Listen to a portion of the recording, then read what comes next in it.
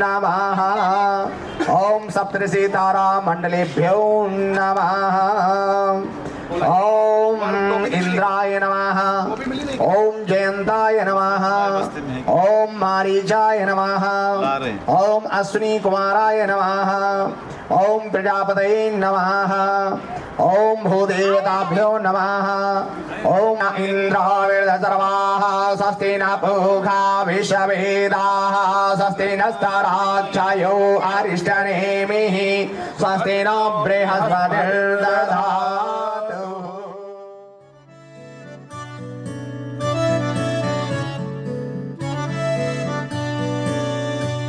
न हो के भी करीब तू हमेशा पास था कि 100 जन्म भी देखता मैं तेरा रास्ता।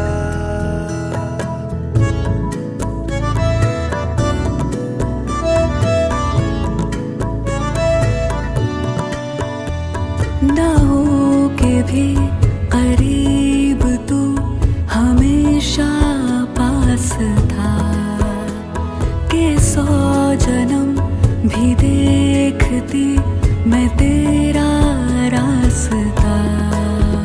जो भी है सब मेरा तेरे हवाले कर दिया। जिस्म का हर रुआ तेरे हवाले कर दिया। जो भी है सब मेरा तेरे हवाले कर दिया। जिस्म का हर रुआ तेरे हवाले कर दिया।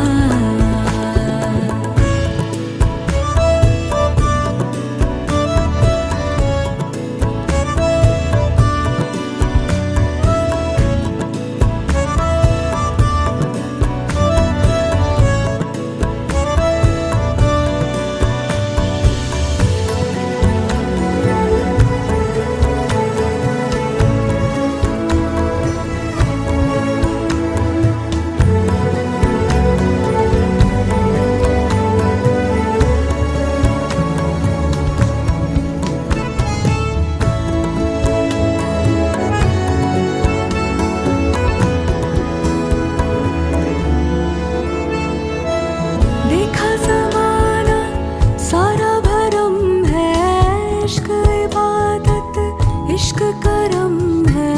मेरा ठिकाना तेरी ही दहलीज़ है। हो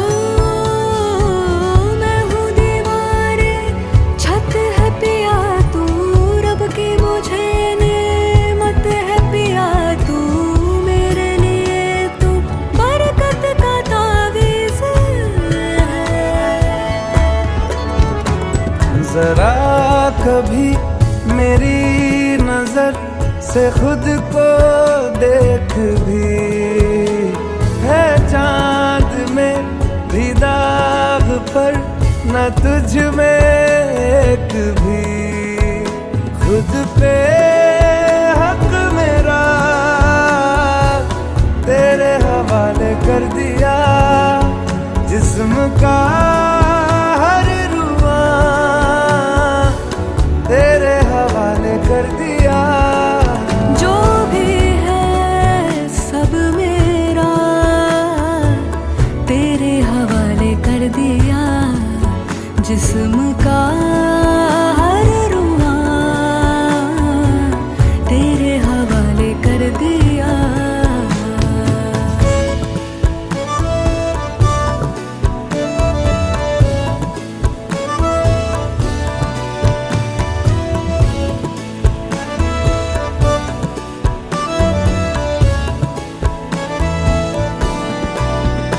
मैनू चढ़िया इश्क में रंग तेरा एक हो गया।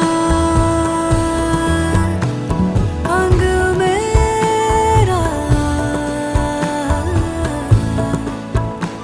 अंग तेरा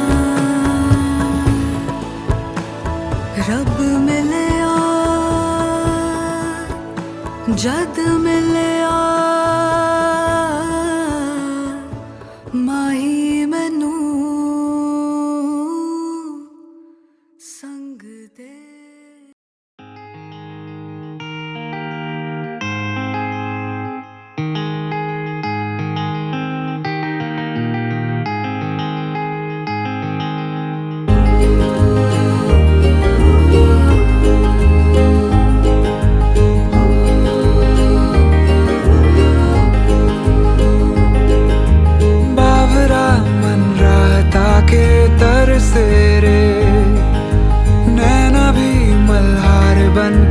बरसे रे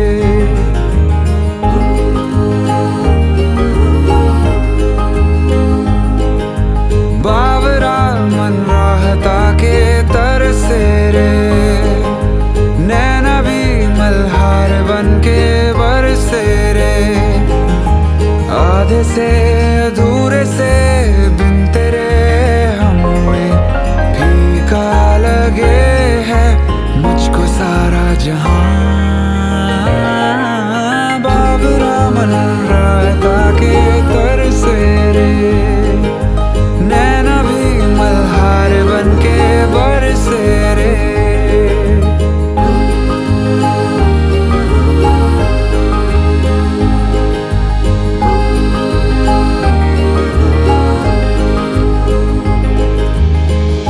ये कैसी खुशी है जो मोम सी है आंखों के रास्ते हंस के पिघलने लगी मन्नत के धागे ऐसे हैं बांधे टूटे न रिश्ता जुड़ के तुझसे कभी टूटे न रिश्ता जुड़ के तुझसे कभी 100 बलाएं ले गया तू सर से रे नैना ये मल्हार बन के बरसे रे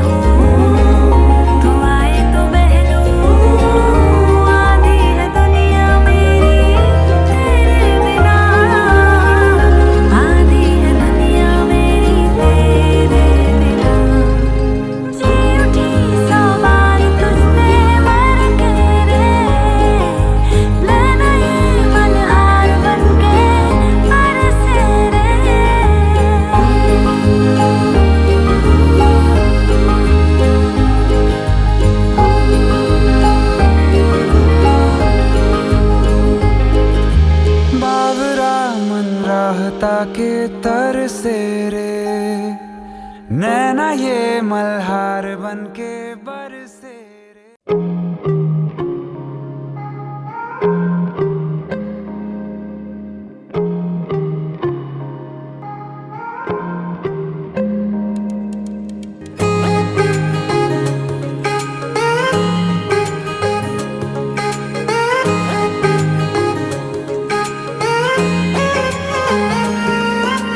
आसमां सितारों से छलकने लगा चांद सा तू जो मुझ में चमकने लगा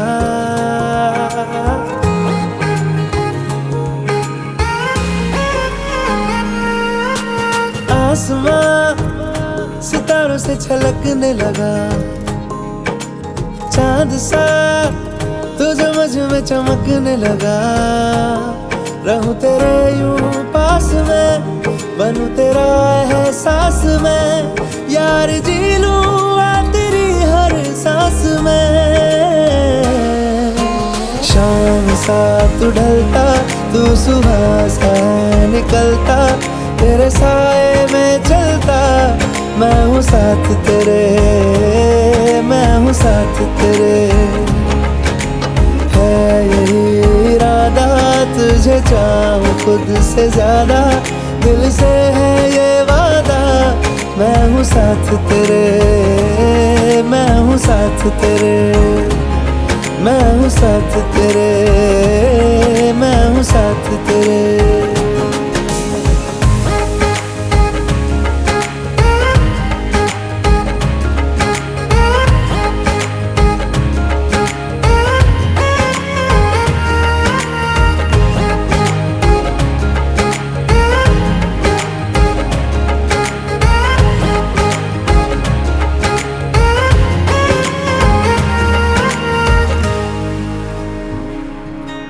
सीने में तेरे प्यार की उड़ती है पतंगे, उड़ के यूं हवा में तेरा मैं आंचल हुआ।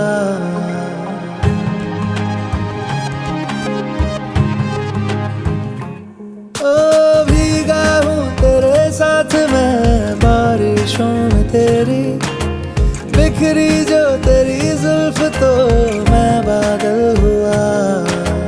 तेरी काली आंखें मेरे ख्वाब का है दरिया, मैं उतर के इनमें खो गया। है यही इरादा तुझे चाहूं खुद से ज्यादा, दिल से है ये वादा। मैं हूँ साथ तेरे, मैं हूँ साथ तेरे, मैं हूँ साथ तेरे, मैं हूँ साथ तेरे।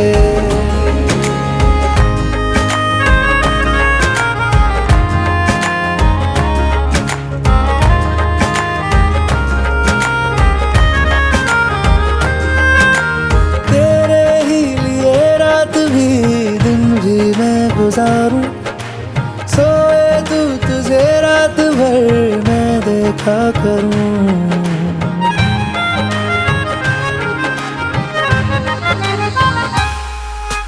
मुझ में तू कुछ इस तरह से हो गया है शामिल, तेरे बिन चलूं भीड़ में तो तन्हा लगूं। आए ना हो कोई नजर आए मुझको तू ही, मैं भी तेरा चेहरा हो गया। है यही इरादा तुझे चाहूं खुद से ज्यादा, दिल से है ये वादा। मैं हूँ साथ तेरे, मैं हूँ साथ तेरे, मैं हूँ साथ तेरे, मैं हूँ साथ तेरे।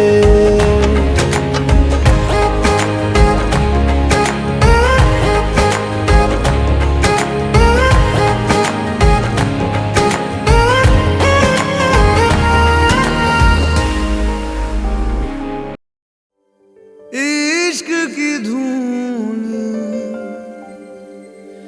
रोज जलाए, उठता धुआं तो कैसे छुपाए।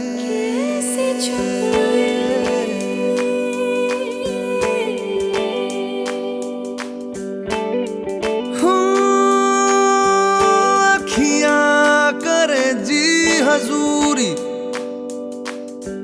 मांगे है तेरी मंजूरी, कजरा सियाही दिन रंग जाए, तेरी कस्तूरी रैन जगाए। मन मस्त मगन बस तेरा नाम दोहराए।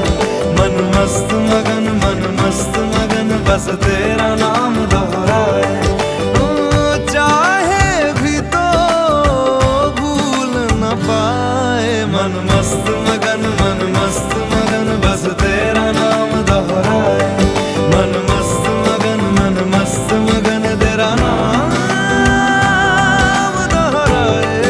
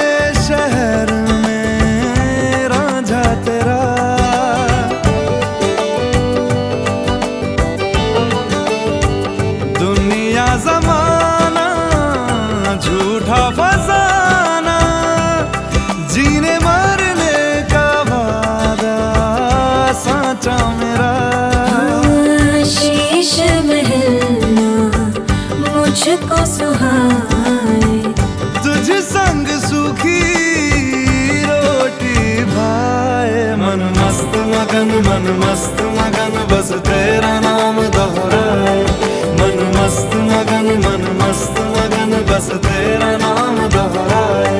तो चाहे भी तो भूल न पाए, मन मस्त मगन बस तेरा नाम दोहराए, मन मस्त मगन तेरा नाम दोहराए।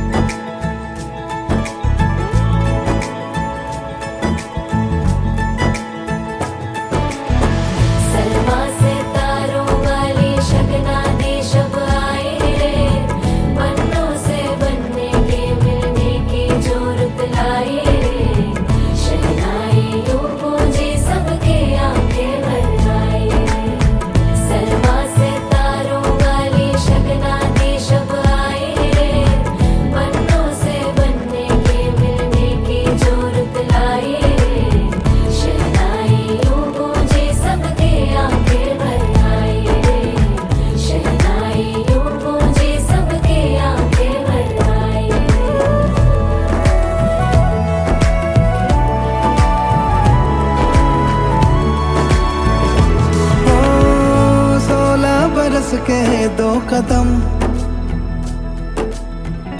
चौखट के बाहर क्या गए, तेरी कुड़माई के दिन आ गए। हाय बन्नो परदेसिया के देश के,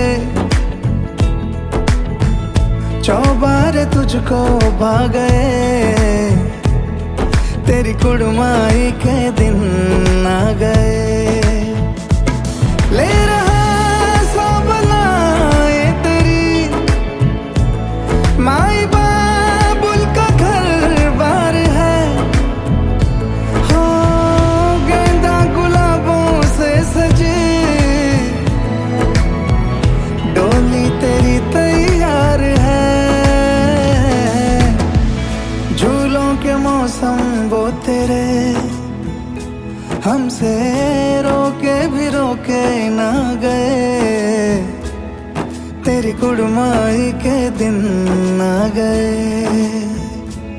नी तेरी कुड़माई के दिन आ गए।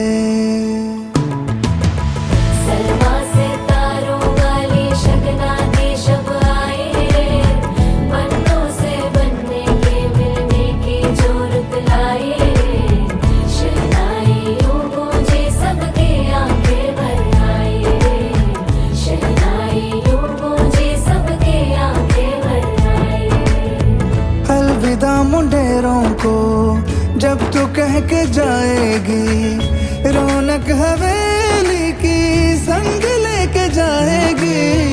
कोयले सुबह किसको नींद से जगाएंगी, धूप आंगने में अब से किससे मिलने आएगी।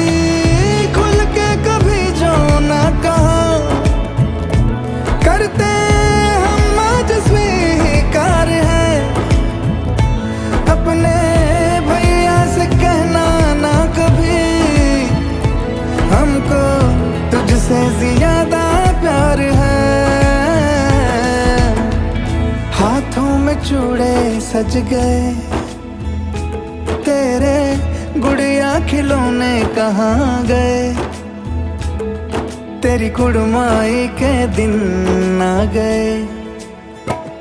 ओ 16 बरस के दो कदम चौखट के बाहर क्या गए, तेरी कुड़माई के दिन आ गए, नी तेरी कुड़माई के दिन आ गए, तेरी कुड़माई के दिन आ गए, नी तेरी कुड़माई के दिन आ गए।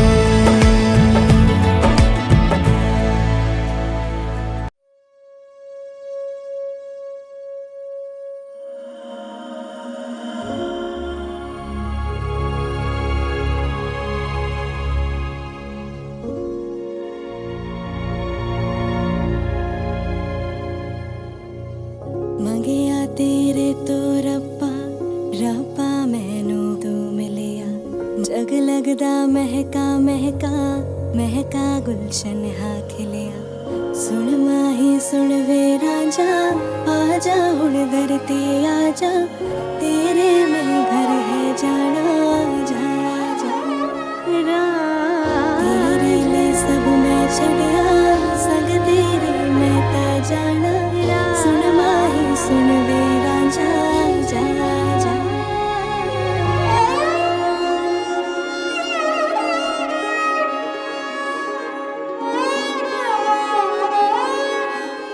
धर्म में विवाह 8 तरह का होता है। 8 तरह से विवाह होता है। गंधर्व विवाह से लेकर के ब्रह्म विवाह तक 8 तरह से सनातन धर्म में विवाह होता है। लेकिन सर्वोत्तम विवाह पद्धति यह है जो हम कर रहे हैं, आपका ब्रह्म विवाह। इसको कहते हैं ब्रह्म विवाह। आसु विवाह, पिशाच विवाह, राक्षस विवाह, अस्त्र विवाह, शास्त्र विवाह। शास्त्र विवाह कालिदास विद्वोत्तमा का। शस्त्र विवाह क्षत्रियों के शस्त्रों से विवाह हो जाते थे। गुरु आस विवाह, गुरु कोई बहुत होशियार शिष्य हुआ तो उसके साथ अपनी कन्या का विवाह कर देता था, उसको कहते थे आस विवाह। पिशाच विवाह, जहां पर खून खराबा हो उसके बाद विवाह हो। ब्रह्म विवाह, ब्रह्म विवाह भगवान शंकर का भी हुआ था। सनातन धर्म में पहला विवाह किस देव का हुआ? भगवान शंकर का। भगवान शंकर के विवाह को आदर्श मान करके उसी तरह से विवाह करना श्रेयस्कर माना जाता है। भगवान शंकर से पहले सनातन धर्म में किसी का विवाह नहीं हुआ और भगवान शंकर का ही परिवार है, दूसरे देवताओं का परिवार नहीं है। भगवान शंकर मां पार्वती के विवाह में जो आदर्श प्रक्रियाओं को रखा गया था, उन प्रक्रियाओं और परंपराओं का पालन किया जाता है इस विवाह में। इसलिए इस विवाह को ब्रह्म विवाह क्यों कहते हैं? क्योंकि ब्रह्मा सप्तऋषियों ने वह विवाह संपन्न कराया था। तो जो है उसी विवाह परंपरा का निर्वहन करते हुए और एक बात बता देते हैं, बहुत आवश्यक वो भी है। सनातन धर्म में 4 फेरे ही होते हैं और 5वां फेरा ब्रह्म को समर्पित होता है। धर्म अर्थ काम मोक्ष 4 पदार्थ के 4 फेरे होते हैं और 5वां फेरा होता है ब्रह्म का। यही 5 फेरे ही सनातन धर्म में होते हैं और जिनकी भी पुरानी शादी हुई होगी उन सभी के 5 फेरा हुए होंगे। 7 फेरा तो हमें इसलिए कराने पड़ते हैं कि बॉलीवुड की वजह से, बॉलीवुड की वजह से हमें 7 फेरे कराने पड़ते हैं। और ये कैमरामैन जो पीछे खड़ा है इसके चक्कर में भी नहीं, ये कहेगा कि काय पंडित जी तुम्हारे तो 5 ही किए तुमने, तो इसलिए हमें वो कराना पड़ता है। लेकिन होते परंपरा के अनुसार 5 ही फेरे होते हैं। 4 धर्म अर्थ काम मोक्ष और 5वां होता है ब्रह्म के लिए। किसकी तरफ से? प्राचीन तरफ से बोल रहे हैं कि प्राचीन तरफ से बोल रहे हैं। अच्छा बोलो, चलो। तो जो है यह जब फेरे हो गए तो कन्या अभी आपके बामांग नहीं बैठी हुई है। अभी कहाँ बैठी हुई है? दाहिनी तरफ। अभी आपका बामांग ग्रहण नहीं किया है कन्या ने। तो यह सब होने के बाद आपने कहा कि हमारी बाईं ओर आइए, तो कन्या ने कहा कि भाई अब तो कन्यादान भी हो गया है, अब सब कुछ हो गया, अब जो कुछ है दारो मदार हमारा ही है, तो इसलिए हम जो है अपने कुछ अधिकारों को सुरक्षित कर लें। तो इसलिए कन्या कहती है कि हे पतिदेव, हम जो है आपके बावांग आने के लिए कोई बात नहीं है, लेकिन कुछ बातें करना चाहते हैं, कुछ वचन मांगना चाहते हैं, वह वचन आप हमें दें, तब हम जो है संतुष्ट होकर के निर्भय होकर के आपके बावांग आएंगे। तो कन्या पहला वचन क्या कहती है? कन्या कहती है कि सुखे चैव तथा दुखे दारिद्र्ये धन संचये ज्ञातम एकम भावेन प्रथमे विष्णु साक्षिका। कन्या कहती है कि सुख में, दुख में, दरिद्रता में किसी भी परिस्थिति में आप कन्या से समान प्यार करेंगे, समान प्रीति करेंगे। ऐसा नहीं है कि बहुत ज्यादा संपन्न और सुखी हो जाओ तो कन्या को भूल जाओ। तो जो है हमेशा किसी भी स्थिति में हो कन्या से समान प्रीति करोगे। हाँ पूछो, करोगे कि नहीं करोगे? कन्या अपने हमने तो वैष्णव का यज्ञोपवीत भी कराया है। तो वैष्णव जो है ये धर्म सिद्धांतों पर ही चलेंगे और जो धर्म के सिद्धांत कहेंगे उन्हीं को ही वो मानेंगे। अगर ये तुम्हारा धर्म सिद्धांत का विचार वचन सही है तो मानने को स्वीकार करते हैं। महाराज तमाम बार क्या होता है कि जब व्यक्ति सुखी हो जाता है, कनक कनकते 100 गुना मादकता अधिकाय और जा खाए बौराए वा पाए बौराए। हाँ? तो जो है इसलिए कन्या ये वचन मांग के ही रहेगी। जो है वचन से देना ही पड़ेगा। जो वचनबद्ध हो, जो आज्ञाकारी हो माता पिता गुरु देवताओं का, तो उस पर चंदन विष व्यापत नहीं, चाहे लिपटे रहत भुजंग। इसलिए उसका मन निर्मल होता है, श्रेष्ठ होता है, उत्तम होता है। तो प्रथम वचन बोलिए। और तो जो है पहला वचन आपने दिया, बोलो श्यावर रामचंद्र की जय।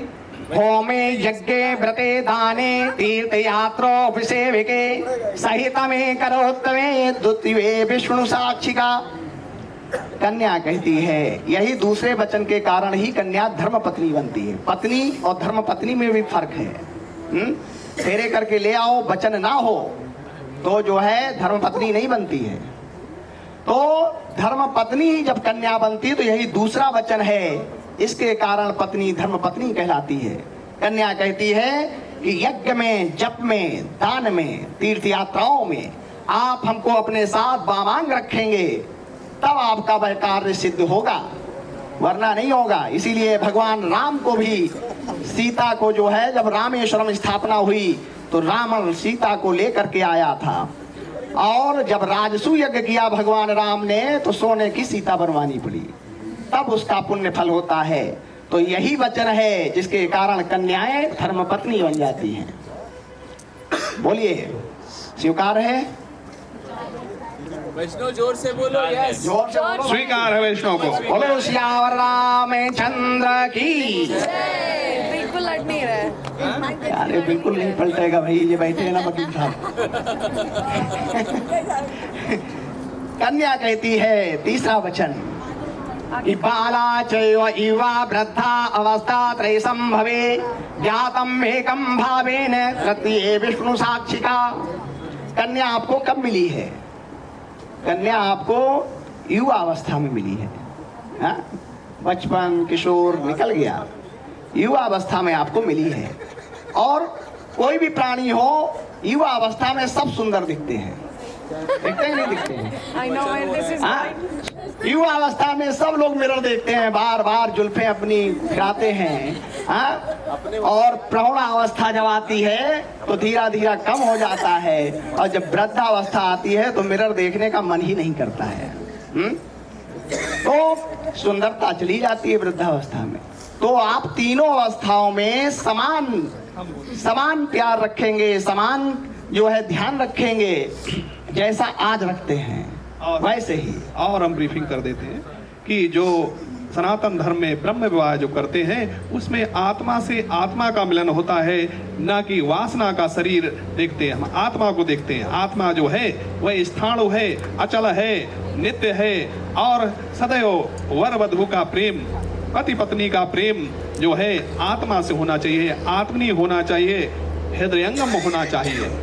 तो आज प्राची की सूरत ऐसी है, और जरा अवस्था में और थोड़ी सूरत बुढ़ापे की होगी, और उसके बाद और बूढ़ी होगी, लेकिन आपका प्रेम जो है, प्रीति जो है आपकी सदैव एक जैसी रहनी चाहिए। जो आज है वही दिग दिगंतर तक रहना चाहिए। यह तीसरा वचन है। स्वीकार है? पूछिए। तालियां बजा करके स्वागत करें सभी लोग। पूछने तो दो। बोलो राधा कृष्ण भगवान की जय।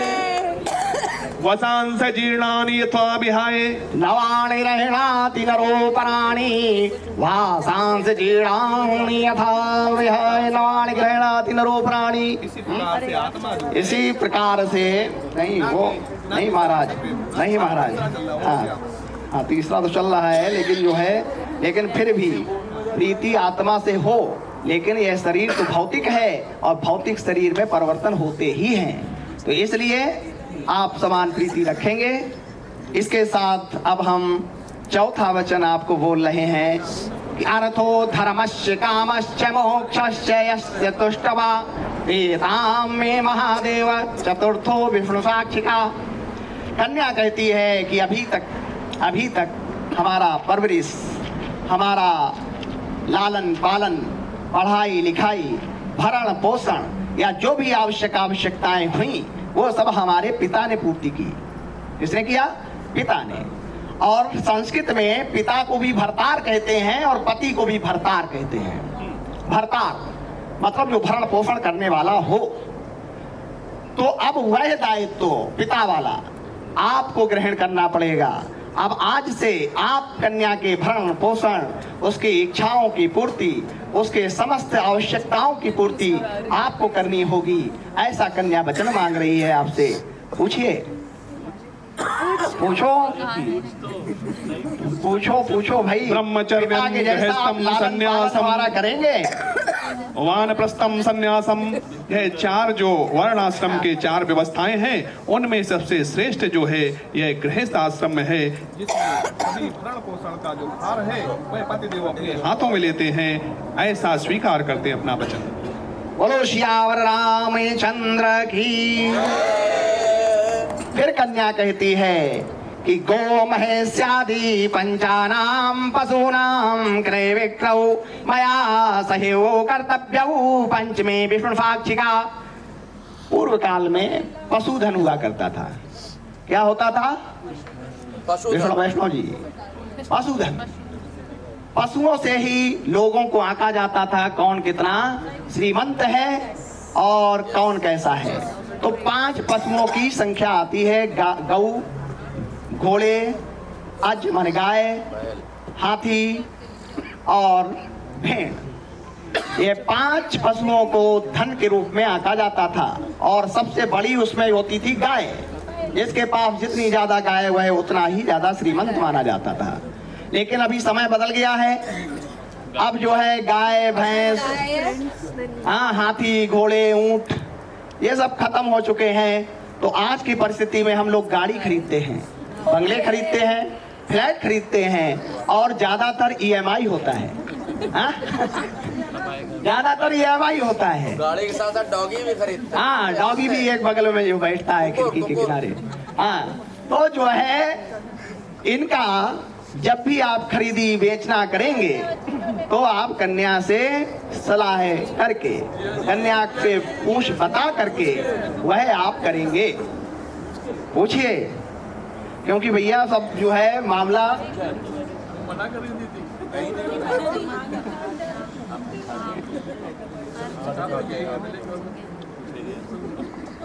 पूछेंगे। बोलो श्यावर रामचंद्र की जय। अब कन्या कहती है कि वर्षा कालान महादेव खड्ऋतूनां यः क्रमुकेषु भूषा चैल भोज्यं प्राविष्टं विष्णु साक्षिकाः। यह भारत देश जो भारतीय उपमहाद्वीप है, भौगोलिक दृष्टि से दुनिया में जितने भी मौसम हैं, जितने भी जलवायु हैं, वह समस्त जलवायु भारत में पाई जाती है। हर 2 महीने में भारतवर्ष का ऋतु बदल जाता है। भारत में बसंत ऋतु से लेकर के और हेमंत ऋतु तक 6 ऋतुएं होती हैं और ऋतु के अनुसार भोजन करना चाहिए। हम बीमार कैसे होते हैं? जब हमारा आहार खराब होता है तब हम बीमार होते हैं। तो कन्या कहती है कि मौसम के अनुसार आप भोज्य पदार्थ लाएंगे जिससे हम सभी स्वस्थ रहें। और पहला सुख क्या है संसार का? निरोगी काया। हाँ। पहला सुख संसार का है निरोगी काया। हम निरोगी रहें, बहुत धन बना रहे, लेकिन रोग आ जाए तो एक रसगुल्ला नहीं खा पाते। हाँ? तो इसलिए जो है स्वस्थ रहने के लिए कन्या कहती है कि स्वास्थ्य वर्धक पदार्थ लाएं जिससे जो है सभी स्वस्थ रहें और संतानें भी स्वस्थ रहें। इस तरह से कन्या कहती है। ये तो अच्छी बात है, होनी चाहिए। पूछिए। वो मांगे अगर चाइनीज वाइनीज मांगे अगर चाइनीज पिज्जा बर्गर तो महीने में एक बार खिलाना, रोज रोज नहीं खिलाना। तो वो मांगे तो आप वचन ले रहे हो तो क्या करो? नहीं तो वो वचन आप ले रही, आप नहीं खाओगे, वो खा सकती है, उसका कहाँ वचन मांग रहे हो? वो मांग रही तुमसे वचन, तुम नहीं खाना, वो खाएगी। Vaishnav tried to be cool, but Pandit ji. अब जो है अभी और क्लैरिफाई कर देते हैं। हाँ। ये है उसमें 6वें वचन में कि अभी तक तो कन्या अपने माता पिता के घर में थी, वहां पर उसका पालन पोषण था। अब आज के बाद में आपका पालन पोषण का भार है, तो सदैव जो तीनों ऋतुएं हैं, इन तीनों ऋतुओं में उसके खान पान का ध्यान आपको रखना है। ऐसी प्रतिज्ञा वचन कन्या मांगती है। पूछे कन्या, स्वीकार है क्या? हाँ, बोलो सियावर रामचंद्र की। अब जो है कन्या बड़ा कठिन एक वचन मांगती है। नहीं आएगा ना, ये बैठे हैं ना, अरे वैष्णव, ये बगल में हमारे बैठे हैं ना महाराज जी, ये वो इसीलिए तुम्हारे साइड वाला है। आप है के लिए बैठे हैं, हम तो आपकी तरफ से फीलिंग कर रहे हैं। है ना? तो जो है अब कन्या कहती है कि अन्य गेहे सखी संगे यदि तिष्ठिभ्याम प्रभो अपराध क्षमा तत्र सप्तमे विष्णु साक्षिका। कन्या कहती है कि हे स्वामी, अगर हम अपनी सखियों के बीच में बैठे हों, अगर अपनी सखियों के घर में गए हों, तो महिलाओं का एक स्वाभाविक गुण होता है कि वो बातों में सब भूल जाती हैं। तो वहाँ पे एक तो बीच में इंटरफियर भी नहीं करना है, क्योंकि दो के बीच में अगर तीसरा बोलता है तो वो मूर्ख कहलाता है। और अगर आपका यथोचित सत्कार भी ना कर पाए, चाय पानी वगैरह ना पूछ पाए, तो आप ऐसा नहीं सोचेंगे कि हमारी पत्नी ने हमें इग्नोर कर दिया। हाँ? आप जो है इस विषय को ज्यादा दिमाग में नहीं बैठा लेंगे, नहीं तो क्रोध आ जाए कि जो है अब हम देखो घर में चल के बताते। तो जो है ये बातों को महादेव की भांति, हाँ महादेव की भांति जो है इन बातों पे आप विचार नहीं करेंगे, क्योंकि ये महिलाओं का स्वाभाविक गुण है, और जिसका स्वाभाविक गुण होता है उसको आप बदल नहीं सकते हैं। तो जो है इसलिए सखियों के साथ में हो, सखी के घर में गई हो, तो जो है आप जो है आपका अगर यथोचित सत्कार न कर पाए पत्नी, तो इस पे बुरा नहीं मानेंगे। पूछिए, आपके लिए बड़ा जरूरी है ये। और इसी 7वें वचन में एक वचन और है कि पर कामनीयः परदारेषु मात्रवत। संसार की जितनी भी महिला वर्ग है, महिलाएं हैं, अगर वे बड़ी हैं तो माता के समान हैं, अगर वे आपके बराबर की हैं तो आपकी बहन के समान हैं। सिर्फ प्राची के सिवा इस सारे संसार में, ब्रह्मांड में आपका कोई भी धर्म पत्नी के स्वरूप में स्थान ग्रहण नहीं कर सकता है। यह प्राची का 7वां वचन है। ये पंडित जी ने बहुत अच्छा दूसरे का धन मिट्टी के समान है। परदारेषु मात्रवत पर द्रव्येषु लोष्ठवत। धर्म सिद्धांत कहता है अगर मनुष्य धर्म के सिद्धांतों के अनुसार आगे बढ़ता है तो उसके कुल खानदान में श्रेष्ठ संतानें पैदा होती हैं, और वह श्रेष्ठ उत्तम संतानें अपने कुल का, अपने दोनों कुलों का नाम रोशन करती हैं। इसलिए मनुष्य को सदैव धर्म सिद्धांतों के अनुसार ही आगे बढ़ना चाहिए। इसलिए जो 7वां वचन है यह आप स्वीकार करें। वाह, बोलो सियावर रामचंद्र की जय।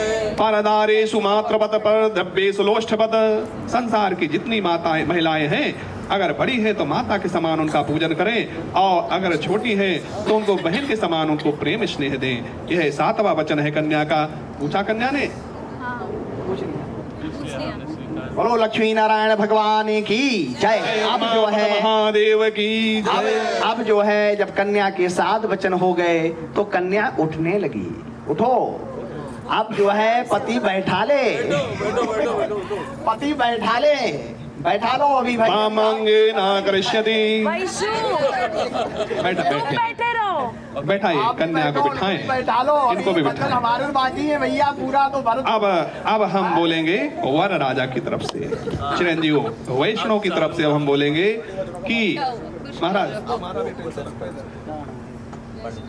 अब वर राजा कहते हैं कि अगर हमारी धर्म पत्नी हमारी कुछ आज्ञाओं को मानती है तो मैं सदैव इन सातों वचनों का पालन करूंगा, अपने धर्म सिद्धांतों से अलग नहीं होऊंगा, अडिग रहूंगा। जिस प्रकार से भगवान सूर्य पूर्व की तरफ उगते हैं और पश्चिम की तरफ डूबते हैं, उसी प्रकार से हम अपने जीवन में सिद्धांत में जीवन जिएंगे, उसमें किसी प्रकार की कोई कमी नहीं आएगी।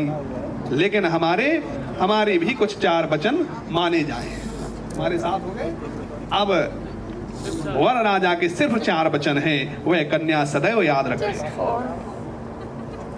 और अगर ये याद रखा तो यह जो दाम्पत्य जीवन है यह श्रेष्ठ रहेगा, उत्तम रहेगा। वैसे भी आपके कमाए रहना है। जिनका विवाह भी हो गया है वो लोग भी अगर इन सिद्धांतों को मान करके चलेंगे तो उनका भी जीवन बहुत ही श्रेष्ठ और उत्तम होगा। क्या होता है, जिस घर में कलह है, जिस घर में आलस्य है, जिस घर में क्रोध है, वहां का वातावरण भी खराब रहता है। और जहां का वातावरण खराब रहेगा वहां पे मन बुद्धि भी अच्छी नहीं रहेगी, वहां पर संतानें भी अच्छी कुशाग्र बुद्धि वाली नहीं होंगी। तो इसलिए सदैव कन्या जो है वह 4 वचनों को अपने याद रखें। प्रथम वचन कन्या का, आदौ धर्मधरा कुटुंब सुखदा तत्व प्रिय भाषणी। आज के बाद में आपका गोत्र बदल गया। क्या गोत्र हो गया? सांकृत। सांकृत कौन थे? महर्षि सांकृत थे। वो महर्षि वशिष्ठ के प्रतापी पौत्र थे, नाती थे उनके नाम से इस सांकृत गोत्र का नाम पड़ा। और उनके जो कुल खानदान पैदा हुए उनको सांकृत गोत्रवंशी कहा गया। तो उस गोत्र में अब आपका विवाह संस्कार हो गया। तो आज के बाद में आपका भरद्वाज गोत्र ना होकर के सांकृत गोत्र होगा। और उस कुल खानदान में जो धर्म के सिद्धांत होंगे, जो धर्म के देवी देवता होंगे, कुल देवी कुल देवता, उनके प्रति आपका आस्था श्रद्धा भाव होगा, है ना। कुटुंब सुखदा तत्व प्रिय भाषणी। सदैव कुटुंब जो वैष्णव जी का कुटुंब है वो कैसे सुख खुशी रहे, कैसे प्रसन्न चित्त रहे और सदैव तथ्य प्रिय भाषण करेंगे। ऐसा नहीं कि जो मनाया वो बोल दिया। अगर आप तथ्य प्रिय बोलेंगे तो किसी के मन में द्वेष नहीं आएगा, किसी के हृदय में क्लेश नहीं आएगा और कभी भी कोई आपसे रुष्ट नहीं होगा, कभी भी कोई आपसे ईर्ष्या नहीं करेगा।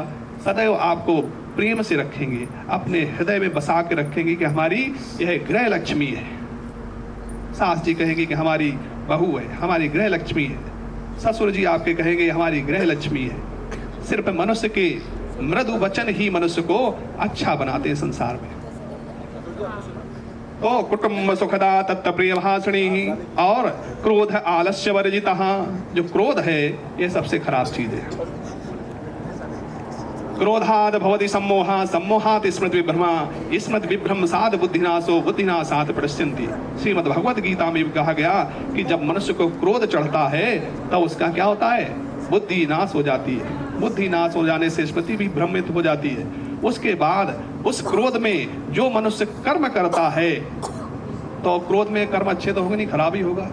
हम एक दिन एक शादी करा रहे थे तो वर राजा इतने गुस्सा हो गए कि अपना मोबाइल फेंक दिया उन्होंने क्रोध में। बाद के उन्हें याद आया कि हमारा गलती हो गई हमसे। तो क्रोध के बाद में जब मन पुनः आत्मा पुनः ज्ञान में अंतर आत्मा में विलीन होती है तब उसे याद आता है उसे कि अरे हमसे गलती हो गई, तो उसे आत्मग्लानि होती है। तो कि क्रोध से सदैव दूर रहेंगे आप, है ना। आलस्य वर्जिता। आलस्य मनुष्य का सबसे बड़ा शत्रु क्या है? आलस्य। आलस्य कुतो विद्या, अविद्यस्य कुतो धनम, अधनस्य कुतो मित्रम, अमित्रस्य कुतो सुखम। अगर आपके अंदर आलस्य है तो आलस्य जो है ये जीवन को बिगाड़ता है दोनों प्रकार से। दरिद्रता भी लाता है, स्वास्थ्य भी खराब करता है।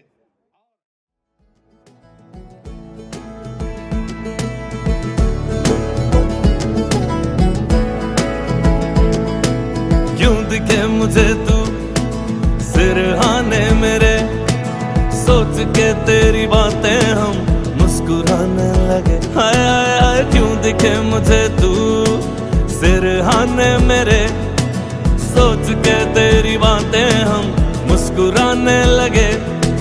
दिल से निकल के आहें लफ्जों पे आने लगे। कैसी तेरी खुमारी है हम गुनगुनाने लगे। चन्ना वे कुछ तो है तेरे मेरे दरमिया क्यों लगे। चन्ना वे कुछ तो है तेरे मेरे दरमिया क्यों लगे। चन्ना वे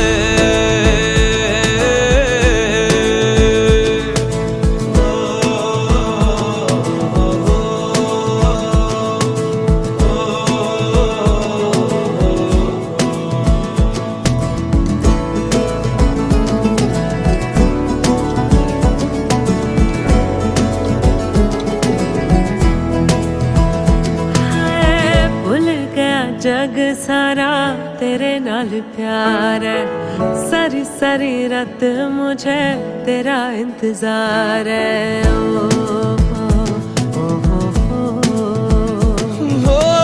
भूल गया जग सारा तेरे नाल प्यार है, सारी सारी रात मुझे तेरा इंतजार है। अखियों में देखो मेरी तेरी ही पुकार है, मेरी दुआ में बस इतनी सी गुहार है। दिल से निकल के आहें लफ्जों पे आने लगे, कैसी तेरी खुमारी है हम गुनगुनाने